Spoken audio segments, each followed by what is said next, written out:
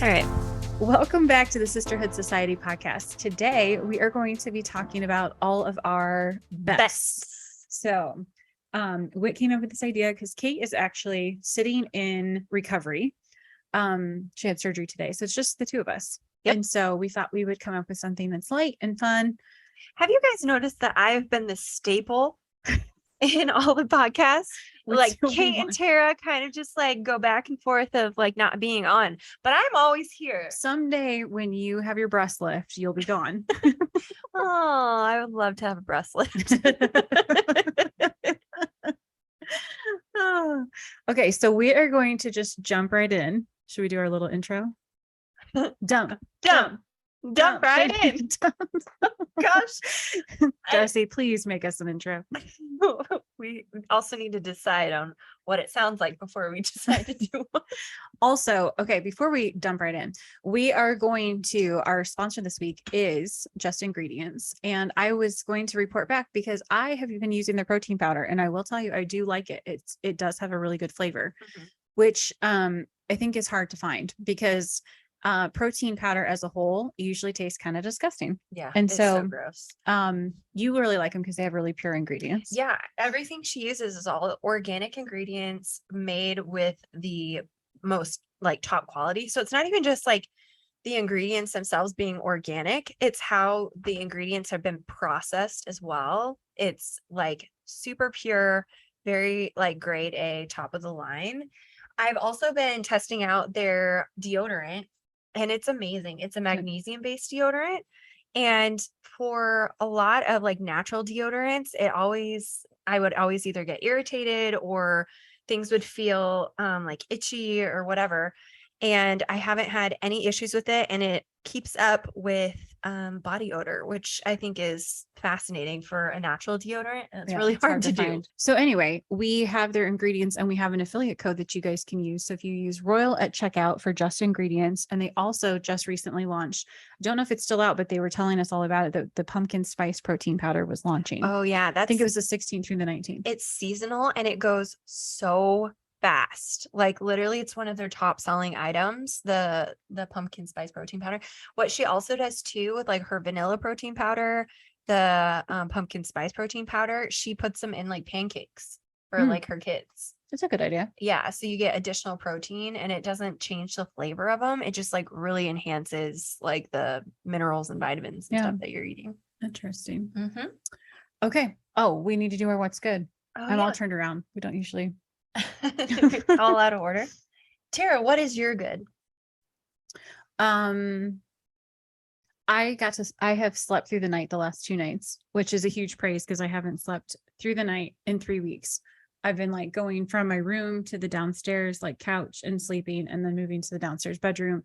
So I feel like I haven't gotten like a full night rest in 3.5 weeks. So I have finally started being able to sleep on my side. So I feel like I have turned the corner in the road to recovery, which this is gorgeous news. It is. It's gorgeous news. It's gorgeous news because you can only imagine what it's like to sleep solely on your back and not being able to sleep on your side. Oh, I remember that from pregnancy for a little while there. Well, no, it's the opposite. You can only sleep on your sides. Yes. So I can imagine it's similar. Yes. So that is my good. My good is we just had a really chill weekend, which was nice. And we got to take the kids to their school carnival, which they had a great time. Yeah, just a nice chill weekend. I live for those. Yes, we did too. We went to the carnival as well. And the kids got to ride 2 horses they were super excited about. And then we took them to Raiders on Sunday. So they were excited about that. But it was 90 degrees at the pumpkin patch. It's always 90 degrees at the pumpkin patch. Oh my gosh. I literally pulled up the picture. I was telling one of my friends about this. And I pulled up the picture. Do you remember that one? Yes. It popped up in my Facebook feed the other day. And I showed Isaac. And I was like, look at how miserable these two look. I'm going to show it to you. So if you watch the if you happen to watch the YouTube version, you will laugh because every year the pumpkin patch opens in like September, but it's still they look so miserable. See this, we thought we were going to get a cute little picture of the kids and they look like the most miserable I've ever looked. They honestly look like children from the 1920s that are sitting for a portrait. Yeah. They look just like they were told not to smile. It's like the funniest photo. And that's how it felt at the pumpkin patch. I was telling one of my friends, I'm like, here we thought we were going to go and like have this cute little picture, and we go to sit them down and their faces are like flushed red and they're like so annoyed, and it's not a cute picture at all. It's hilarious, but it's not like the typical pumpkin patch photo that you go for. But we went and I had a sweatshirt on. I walked outside and was like, oh my gosh, it's humid and it's hot. There's no way.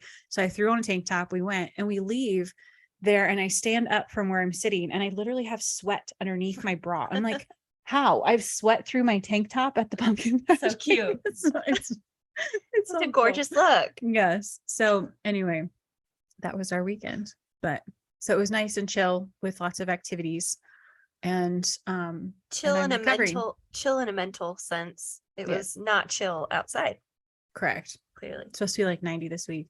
Oh, and then we had a huge storm that came through that broke a bunch of trees, knocked over our fence. Yeah. Woke up kind of crazy. Kids. Woke up Riv in the middle of the night. He was freaking out and said he was afraid his bedroom was gonna flood.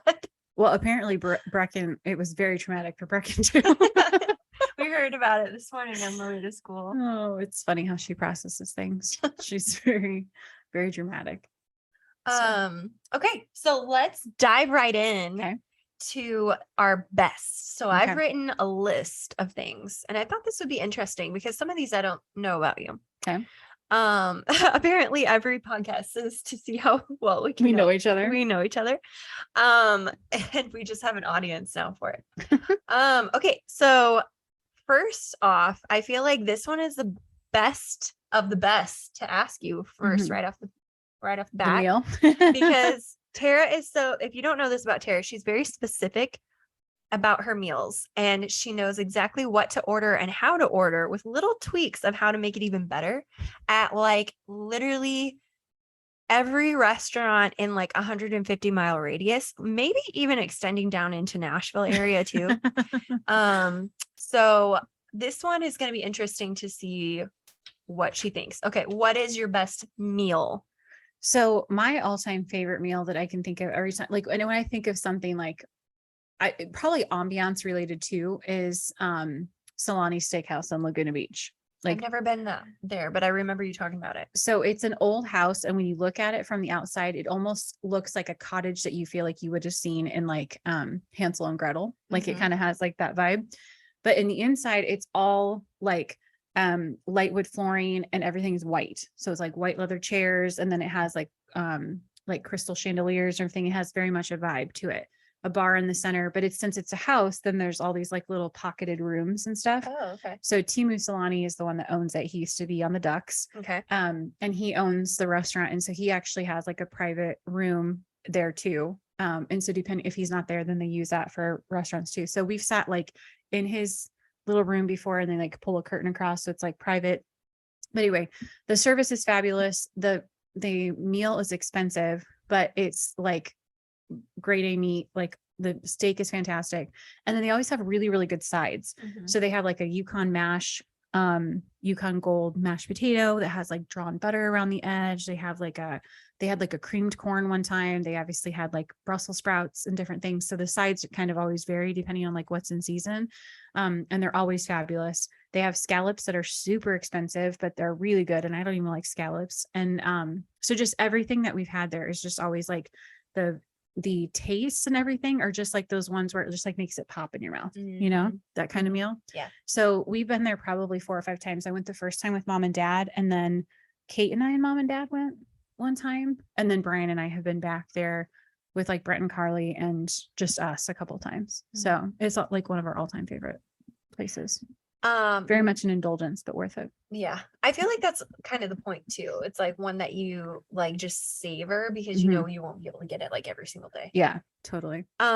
So mine is a little bit more attainable. But Isaac and I are obsessed with RPM Italian in Chicago. That's a good one too. Yeah. If you don't know what it is, it's owned by Juliana Rancic and her husband. And they have another one called like RPM Meat or RPM Steak. They have RPM steak and they have RPM RPM meat. they have RPM seafood or something like that, where it's like seafood and pizza. I've only been to RPM Italian, and it is phenoms. Like their meatballs alone, So good. I could lick the plate, and I don't even love meatballs. Mm-hmm.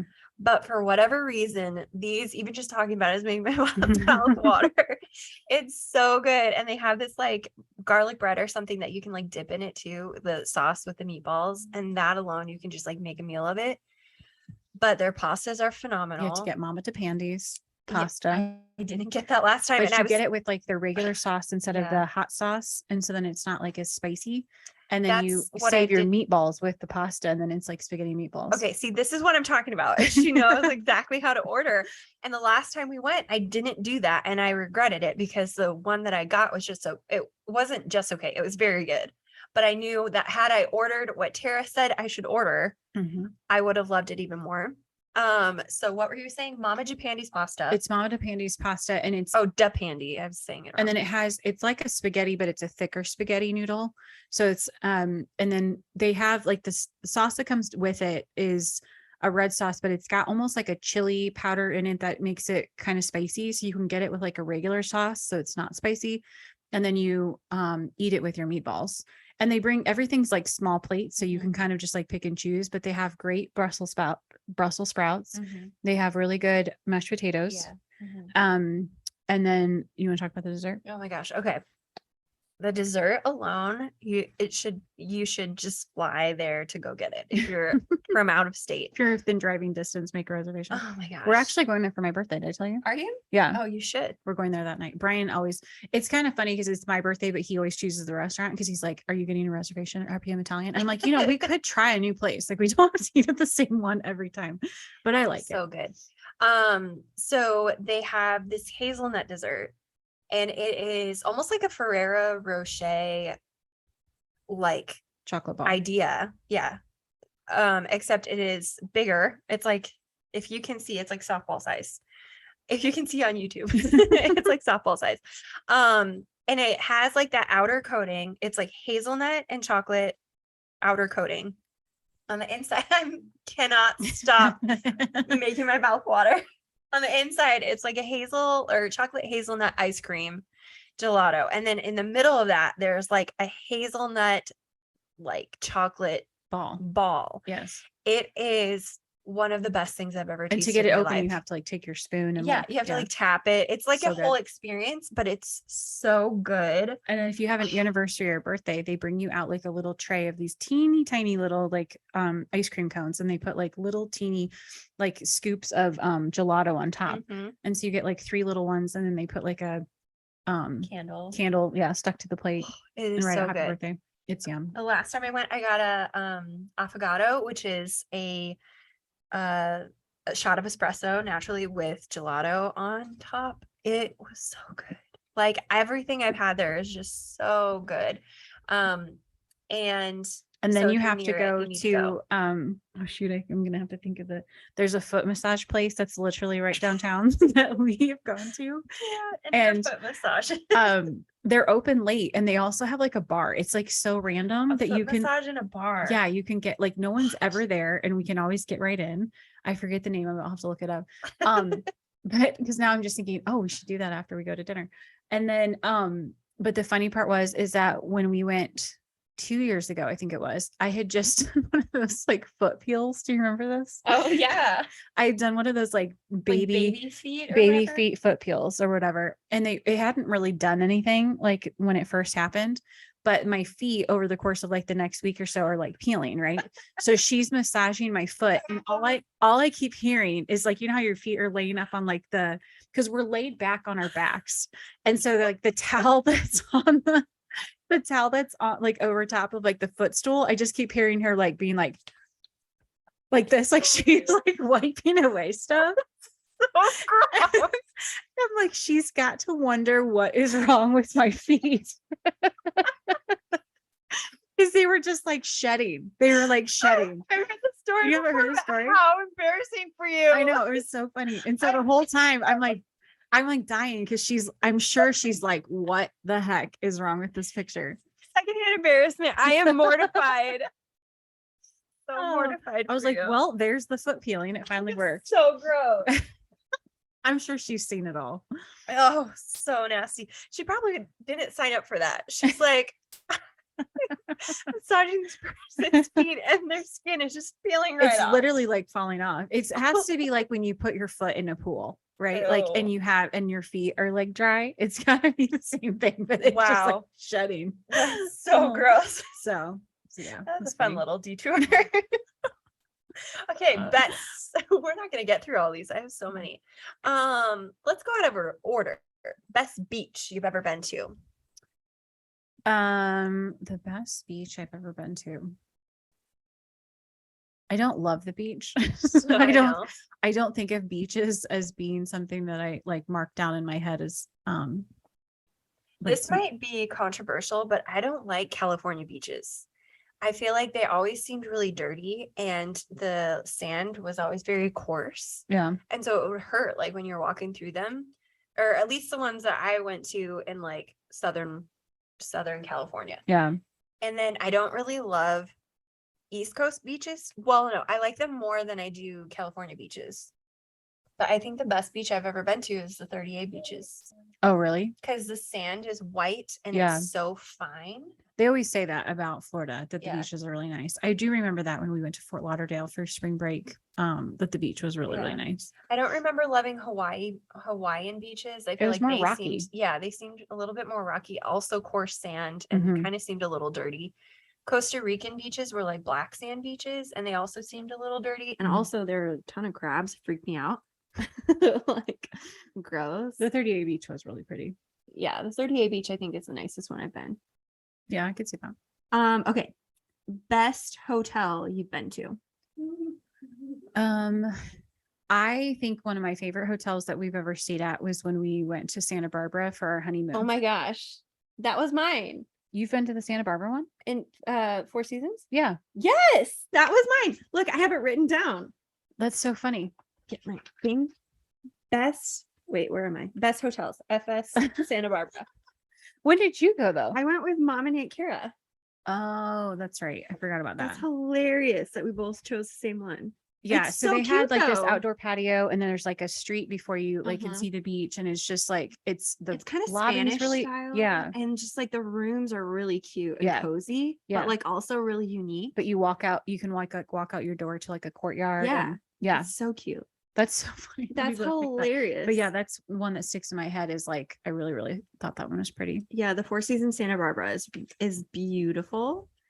I also really liked the Nevis Four Seasons. I was gonna say that one too. That one was really pretty But that too. one's a little murky in my brain. Like Mhm. it was so long ago that I couldn't really peg it, but it's similar style. Like Mhm. I feel like they looked similar as to Santa Barbara. It had more of like an open air feel and Yeah. a lot of like wood slat, like what do you call those windows? Oh yeah, the shutters. Shutters. Yeah. Yeah. That's what it had a lot of feel like that too. You know what is also a really beautiful one? The Four Seasons Costa Rica.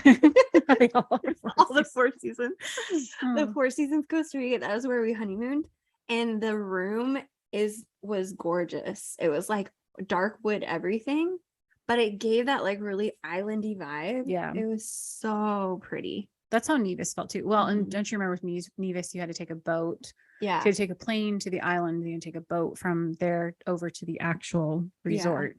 And like, it's just one of those, it feels so exotic when you're getting off the boat with like, and someone's coming in, like a bellman's coming and getting your luggage off a boat. Yeah, off like the dock. Yeah. And they like didn't they put leis around her neck, or they like presented us with like something Yeah, I think you're right. like or like cold towels or Yeah. something. Yes. was really They sprayed cool. our faces at the pool. It was- Yeah. I just remember though that it was so hot down there that they couldn't keep the pool cold. yeah. Because It was the hot. sun was just like beaming down on it, and that was one thing that made the pool feel like a hot tub. I was Yeah. like, ugh, You're right. It was not refreshing. not refreshing at all. Okay, next best, the best pool you've ever swam in.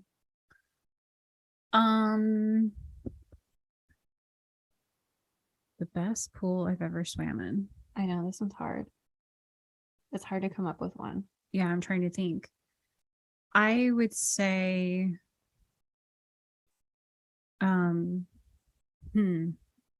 Oh, I left that blank on my on my post-it. I couldn't think of one. I'm trying to think through all the different ones that I've been to. Actually, I think one of the ones that I liked, one of the best, was when we went to Maui and we were staying at that resort that didn't remember the pool. Dad said it looked like the grounds looked like pigs had trampled it. It did. Well, when we got there was like a lounge chair in the pool. Yeah, that was weird. It was like somebody had come and like partied and like dumped a lounge chair. It was in the really pool. weird. So we had traded in our timeshare to go to Hawaii, and we got there and there was no air conditioning. So Dad was like, yeah, I'm not staying here. So he had enough hotel points that we went and he got a room at the Marriott. But it was like, it's gonna be 5 of us crammed in the Marriott. So we were like, well, the condo was super nice because it was like a 3-bedroom condo, had plenty of space. And us girls were like, it's totally fine at night. We'll be fine. Well, it's Maui too, so it was really windy. Breezy. Yeah, breezy. Very breezy. So you could just like open the windows and allow the breeze to come in. So Dad slept at the Marriott and we slept at the condo. But because we were at the Marriott, we could use the workouts facility at the Marriott, and obviously it's grounds, but the Marriott was redoing their pool, which is so random. It's like this like convoluted. So they were giving us pool passes to the Westin, which was next door, and the Westin's pool area was fabulous. It was really nice. Don't you remember? It had all those like rocks and it had like a water slide, and there was like a grotto that you could like swim through. Very Hawaiian. Very Hawaiian. And so that was probably one of my favorites of the different ones. That one was a really nice pool. I was going to say Nevis because it was beautiful, but the pool itself was not refreshing, as we've already mentioned. It wasn't a very big pool either. No, it wasn't, but it was very beautiful. It was like right off the beach. Yes. Like you were literally on the beach, but in a pool, which was really nice. Yes, you could oversee the ocean, which that's my best way to watch the ocean. That's what I prefer. Exactly. Okay, so best vacation you've ever been on? My favorite vacation with Brian and I was we went to Kauai for our honeymoon. So we did 3 days in Santa Barbara right after we got married, and then we waited a year and went to Hawaii the next year. And so we went there for a week over Christmas, and it was just like there was something fun about being there at Christmas time. But also we stayed at a condo that had it was like the condo had like a kitchen and family room area is what I meant to say. So it was nice because we had the ability to go out and stuff if we wanted, but we could also eat in. And then I loved it because he sleeps in and I get up early so I could come out to the family room. When we're stuck in a hotel room, I just feel like I'm like quiet. You have to be quiet and I can't go anywhere and like stuck. And so unless I like leave the room or just lay there and be on my phone. So it was perfect because I could come out to the family room and do my thing. And we walked out like our back, we were literally on a cliff that overlooked the ocean, and to our left was a golf course, to our right was the pool. And so it was just like the grounds were gorgeous. And then because where we were staying, we were kind of more like it was less touristy. It was very not a touristy area at all. And so like we would go to the grocery store and you just feel like you're kind of like one of the locals. And so there's just lots of like favorites that I remember about that trip that we really enjoyed, that we'd love to go back. Never have yet. Isaac and I went to Disney World last year for our 10-year anniversary. And was that last year or the year before? No, it was last year. It was last year, yeah. It was so much fun. I don't know if it was because it was like without the kids and it was like a vacation that we had planned and went on, but it was so fun. Like we got to like park hop and like go to all these different places. We went to Universal and did the Harry Potter thing. It was probably one of the best trips. And I was like so jazzed about it every single day. I was like bouncing up and down. I'm like, we get to go to this place today. And like, I don't know. I loved it. You know what's funny is somebody posted, I think it was Michelle, posted this meme that said like, I want to go on a vacation without my kids, but I miss my kids, so I want my kids to be there. And I was like, honestly, the best way that we've ever vacationed is when we have taken Delaney along, because it's like the best of both worlds. It's like we can get away and Brian and I can do something, but we can still have that time with our family. So I can still have the kids there and enjoy their presence, but still have time away. So it's like the best of both worlds for me. Yeah. I mean, we definitely missed our kids. We talked about them like every day when we were gone. Because you're always like, oh, the kids would totally love this, or oh, the kids, we should get this for the kids. Like you spend half the time just like talking about your kids, and so it's like, you know, that it would be fun to have them there, but you don't want to like have them every waking moment. Like you'd still need like a break. And I think that's the best part about taking someone on vacation. I just realized that your text from me says Tara Hoover. You still have my name in your I phone have as like everybody's maiden names in there. I just noticed it up on the screen. What else was I gonna say? Okay, moving on to the next one. The best drink, whether alcoholic or not. My favorite drink is a lava flow from the Four Seasons in California.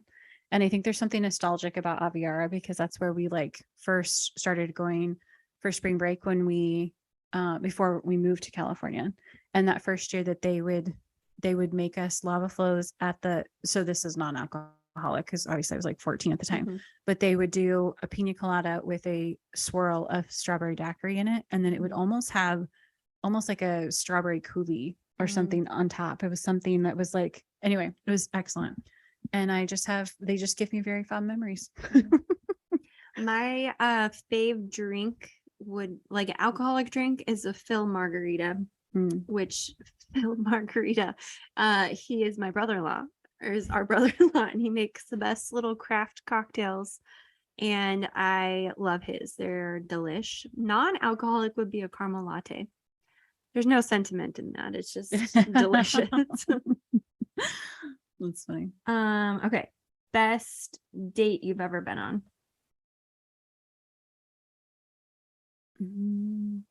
I think one of my favorite dates that Brian and I had was when we were first dating. We'd only been dating like 3 months, and he came to California to visit me, and he was meeting mom and dad, and like just I wanted to show him like my California. And because I remember at that point it was a very defining trip for me because I kind of felt like I was at the point in the relationship like if this doesn't work out I'll be okay. And like you know what I mean, like it was kind of at like I'm like half in half out, like yeah, like I like him but I don't care. Well, and you know how it is, like if you spend a full 7 days together, or we weren't together 7 days. I think it was like 3 or 4 days, but because we were both working and I traveled a lot, like we didn't spend tons and tons of time together. So I felt like it was definitely a defining trip for me in my head where I was like, okay, I'm all in on this. So anyway, I took him to all of my favorite spots. We went down to like La Jolla. We saw like sea lion, the typical sea lions. We went down to San Diego and we went to Coronado and did all the things. It's hilarious because my favorite date was when I took Isaac down to Coronado. And then we didn't go see to sea POEs. lions. No, I didn't go to POEs, but I showed him where it was at. Okay. And then we went down to like the beach. I think we had a BJ's. Oh, okay. Actually, I think I ended up taking him to BJ's at one of the times because we went up to Newport and did Balboa and then rode bikes on the beach. Yeah. So we did all the things. And yeah, it just is like, I think there's just something nostalgic about California that always will like live in my head as being one of my favorite places in the country, partly because I think part of it was like, because when you guys first moved, I was here by myself and you guys were all in California. So California was home for me because I was homeless here.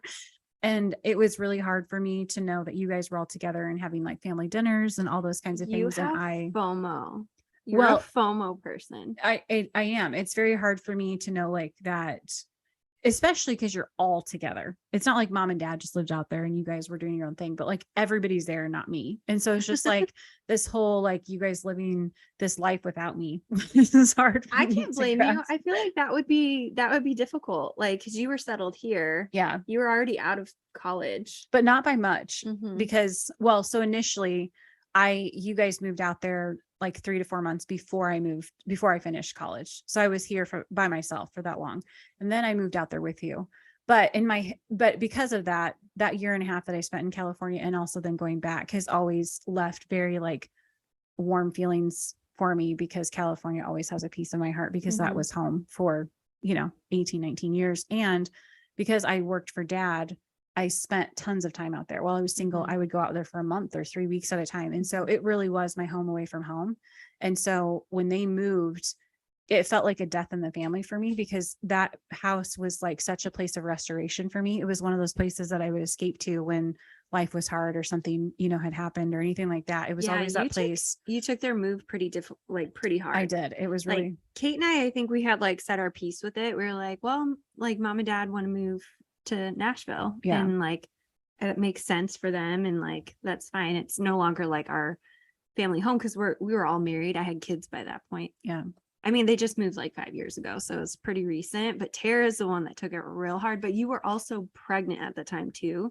Yeah. And I think that also increased or like heightened maybe like the emotions of it for you. But it also was like we went out there 3-4 times a year. You know what I mean? Like even after we had kids, we would go out for spring break. We would go out and we'd it was always like go out your vacation home. It really was. And so, we would go out there for our anniversary every year. We would go out there for Thanksgiving a lot of times. So we were there at least 2, if not 3, if not 4 times a year. And so we took our kids to Disney there. Like every child came home there with the exception of Briggs. And so it was like, I think it's different because when it's your parents' house and you haven't lived there, like if your parents move, you don't have as much of an attachment to the place. But since I had actually lived there and that had been really home for me for such a long period of time, it felt like my childhood home was going away.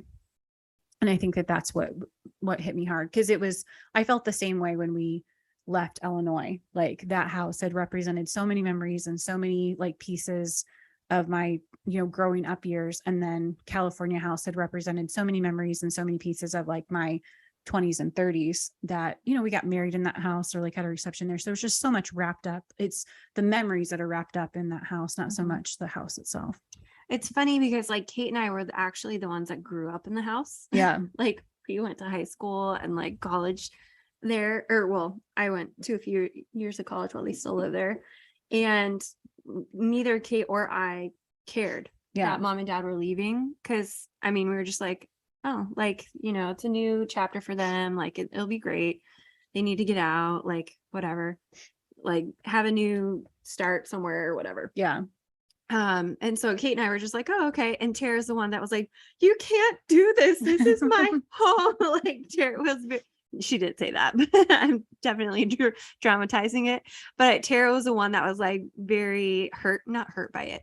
I was just sad. You were processing it. Yeah. Well, and it didn't help that dad was processing it too. Well, I just felt like I think we were both going through the same grief of emotions. Yeah, I think dad is still processing it. Yeah. He misses that house a lot.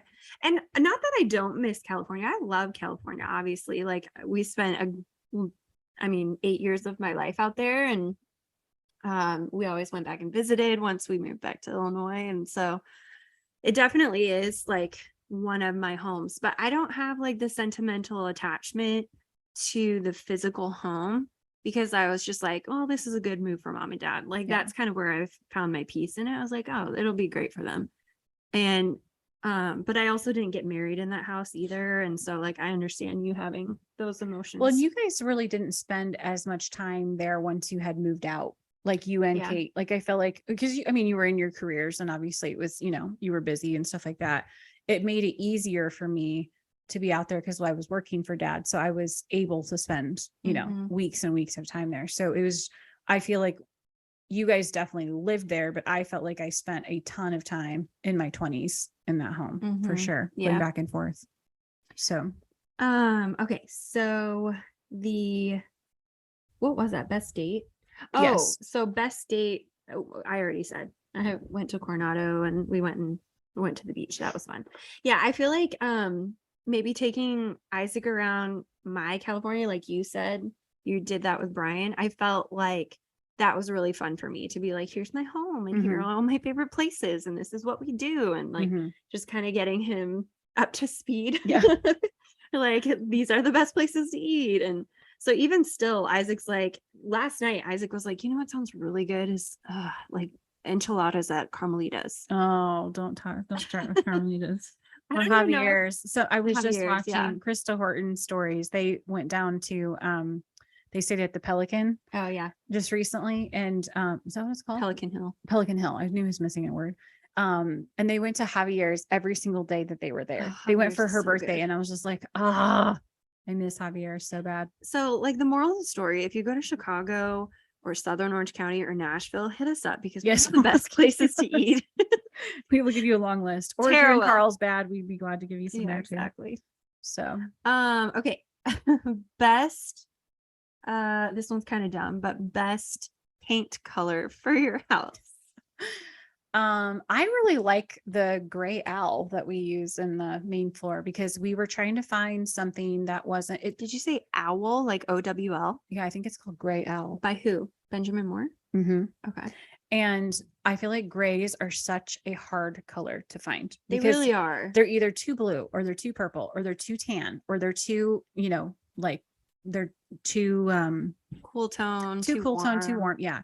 And I felt like this one can go both ways. It probably lends itself to be more cool, but it's like a true gray. Mhm. So I like that. I love the one in my living room from Heidi. I think she called it Pebble. Pebble by Benjamin Moore.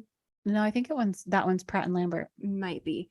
It is phenoms. That one is more taupe, but Yeah. I love it. Yeah, it's a really pretty I color. love it. I haven't changed very many of her colors because I love her stuff. I still I realize that it's not a popular color, but I still really like the green that I did in my bedroom, even though it was really the bright. Kelly green. The Kelly green. That doesn't shock me. Because Like, I went and so Heidi had helped me with that. Actually, it was almost literally this color. yeah, it But was. I I had remember if you were gone- sitting there, your it would like reflect off your skin, and your skin almost had like a green a hue. green hue to it. Now it's all white. But I had gone to like Lowe's and gotten a bunch of colors, and it was like either too forest green or it was like too bluey. Like it's just nothing was like a true grass green like I wanted. And Heidi was like, "Oh, let me give you my paint swatch book from Benjamin Moore." And that's when I first learned about Benjamin Moore and how amazing the colors were. So I've never gone back. So if you live here in town, you need to go to Don Smith and you get the contractor's formula because it's cheaper and you have to get Benjamin Moore colors. I painted almost like I repainted the kitchen because we redid the kitchen. In our current house, I bought it off my cousin Heidi. It used to be Heidi's house. So when I'm talking about Heidi, it's the previous owner who is my cousin. She's getting lots of shout outs on this podcast. she's a interior designer. So all of her stuff is awesome. Anyways, I painted my kitchen simply white by Benjamin Moore. Love that color. So that's like my number one color for white. Mhm. White, but simply white specifically. Another good one, if you want like a creamy white, is Navajo white. That's what we have in it. That was another Heidi suggestion. And then she told us Stonington gray is Mm. another one that's kind of like a gray taupe, Yeah. which is also a good one. Okay. Next up, best car you've ever owned. Or your favorite car, I guess. I think my favorite car that I owned, well, when I turned 16, Dad and Mom got me a Sebring convertible. So I think from a nostalgia point of view, that one is the one that I think about fondly, just because it was fun. Like they surprised me with it. I wasn't expecting it. And then it was a fun car to have like in your early, driving years. But my absolute favorite car that I had gotten is I actually wanted a Jeep Cherokee because Dad had one when we were growing up. And it was like a black cherry color and it had tan leather interior. And I loved it. And I just love Jeeps. And so that was actually the car that I wanted. So when we traded off the Sebring, I got a Jeep Cherokee. And that was always my favorite. It was navy blue. Well, I had a gray one first, then I switched to navy blue. I loved my first car. It was what was that? Mitsubishi Eclipse. And it was so fun to drive. I don't know what it was about it, just the feel of it. It was very low to the ground. It was low to the ground. I ran over. I remember, I don't think I ever told Dad this, but when I was turning into the church parking lot, there was like a boulder to kind of like signify the corner. Oh, no. And I like ran over it. So it scraped the underside of the Eclipse. You couldn't see it. Definitely did some damage though. But shortly after I ended up completely totaling that car. So it didn't matter. Oh my gosh. Yeah, I ended up rear-ending someone going 60 miles an hour and they were almost stopped because there was an oil spill. And this was on the freeway, mind you. It was like a 5-lane freeway. And then he ended up rear-ending the person in front of him. So it was like a 3-car pileup. And there was also an oil spill ahead. So the traffic was insane.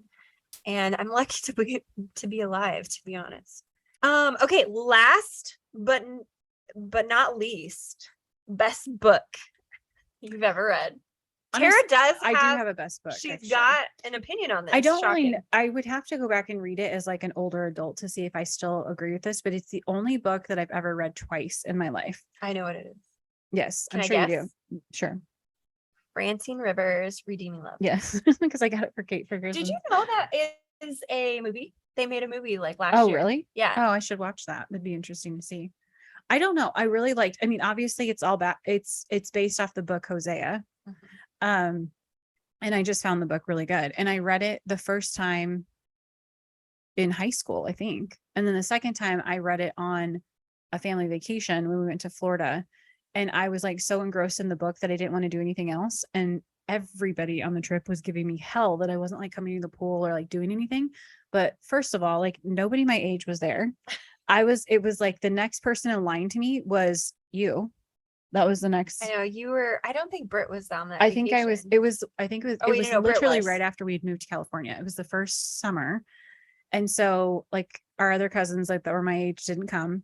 So I'm like the oldest cousin there. And then it was like all the little kids. Cause at that point you were still like a little kid. Yeah. And so anyway, everybody was giving me so much crap that I wasn't like coming and doing anything. And I'm like, I'm on vacation. Like, this is how I want to like take my vacation. Like, what does it matter what I do? Anyway, that's the only book that I've read twice. It is a good book. Yes. I don't know if I would still be at my best book at this point in time, but I also don't read any books. So it would be hard to have one at the top, but I can at least say that's the only one I've read twice. By the way, you all will be shocked to know that Tara has made it about 40 pages in 40 on Verity. 51 pages into Verity. Good job. I will say, since I talked this on my Instagram, but the first sentence of the book talks about someone's skull getting cracked and like blood splattering on her. So here's my opinion with that. So Colleen Hoover, this is her first like thriller type of book. And she really went all out. And I feel like she was just being like really not decadent. What do you call it? Like she just really took joy in trying to create something like different than usual. And so that first sentence of the book, it was like she was purposely doing that to try to grab your attention and also differentiate herself from being different than what she had normally written. So I feel like she was just kind of, you know, really milking it for all it's worth with that book. Not my favorite book. Kate claims it's her favorite, but I'm not obsessed with it. I feel like I'm not far enough into it yet to give like a huge opinion just because it's obviously character building at this point, but I do feel like someone's going to die in that house. the way that they're like adding it up, because they're making it out to be like this Jeremy's this nice guy, yet like maybe sort of creepy. And like, maybe like, I just like, I'm getting this vibe. So I just feel like this house is going to be a house of horrors. Right. And now you're going to be like, I'm gonna be reading and be like, exactly. And now you'll understand what we were talking about. Oh, so funny. So currently, she just got to the house and she just gave the kid a Dr. Pepper and wasn't supposed to. That's as far as I got. Okay, so update on this is a little life update, but we recently lost our babysitter who's here all day. And so we found a new babysitter, but she can't do 40 hours. So she's coming from like 8:45 to 1:30, which means the kids' laundry isn't getting done. And like the cleaning and things like that I had her do while the kids were sleeping won't be happening. So I was like, okay, I'm going to have to make the kids like step it up because they're old enough that they're perfectly capable of like helping clean up or like whatever. So I was like, I'm going to show them how to do laundry and they're going to help keep up with laundry. So I told them that when they got home, they had to fold towels. So that's what she just said. Brecken told her she's not good at folding. And but the caveat to it was that they have chores that they have to do every day. So they have to like make sure that they have their beds made, at least covers pulled off. They don't put all the pillows and stuff on, decorative pillows. And they have to help with the dishes and they have to help with the laundry. And if so, then they will get $1 a day. So $5 a week, $1 each weekday, $5 a week. And Brecken's already added up, wants to know how long it'll take before she has $1,000. So she's like multiplying the money, of course. So anyway, we're gonna see how it goes. But I was like, there's 6 of us in this house and it shouldn't just be 2 of us cleaning. So I'm like, Yeah. I have 3 able-bodied kids who should be able to like help with stuff. So valid. So I need to I just need to get myself more organized, because the other thing I was thinking is that if they're coming home, it's gonna be a freaking free for all when it comes for snacks. So I was like, what I should do is I should put little trays in the fridge and have prepared or approved snacks that they can have when they get home. So that way they know that that's stuff that they can eat, because the struggle is that they will literally eat an entire can of Pringles in one setting if you let them. They just don't pay attention. They're on their iPads and they're just gnawing away. So anyway, I'm trying to get more organized. I'm really trying hard this year. I'm convinced that our preschool teacher thinks that I'm a total hot mess, because I forget to pick up my children from school. I have forgotten to bring snack. You name it, I've forgotten it. And there's been countless times where I get a text and she's like, "Are you coming to pick up Briley today?" And I'm like, oh man. So anyway, I'm trying this year to be better. Didn't start off great because we forgot open house already. School hadn't even started. We forgot open house. So I'm trying to redeem myself this year. It's a goal of mine to make the teachers not think that I don't have my shit together. So there we be. Back to best books. Oh yes. Because I totally that was forgot a huge to side tangent. Obviously I've been on a Court of Thorns and Roses series binge. So I loved the first 3 books of that series. By far some of my favorites I've ever read. But as far as a rom-com is concerned, I loved People We Meet on Vacation by Emily Henry. She's probably my absolute favorite romantic comedy writer. She just has a way of writing. It feels more intelligent and there's more to the story than just a love story. And that's what I like about it. So yeah, those are my favorite books. Do you have any other bests you want to add to this list? Or should we end on best outfit, because I didn't do that one? Oh yeah, we could. I was trying to think through outfits, a time when I really felt an outfit that I really loved. One of the ones that I had, and I'm trying to remember, I think it was a Tahari dress, Ellie Tahari. Okay. And it was kind of like a bodycon on the top, but then the bottom of it was what I wore for Kate's rehearsal dinner. Do you remember that skirt? And it was that one was cute. It had the stripes of mesh in between or whatever. And it was just the way it fit made me feel very confident and slim. And it was a really classy dress. It just all the way around made me feel like $1 million. And that's probably, when I think back on stuff that I've worn in the past, that's one of my favorites. Do you remember when I was 13 years old? Wow, we've really dug in the archives for this one. No, but it still slaps to this day. Do you remember when I had that teal outfit, and it was a teal tank top, and it was kind of ruched? Oh yeah. And then I had that silk pants skirt.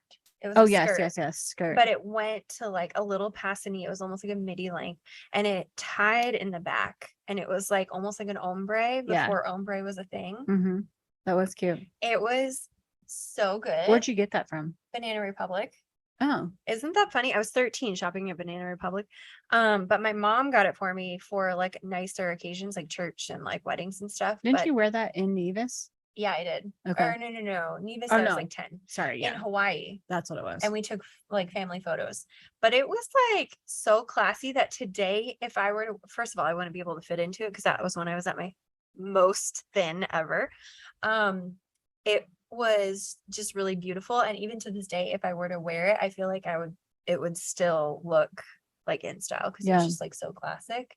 Yeah, I always feel like that when I look back at stuff that I wore. Dad has always told me that if you stick with a classic style, it'll always stay in style, because you think of Jackie Kennedy, even her stuff to this day is still that way. But so I always think of that when I look back at my stuff, with the exception of my sweater sets from Talbot's. Tara, those I don't feel the same way about. Tara, as an 18-year-old, was dressing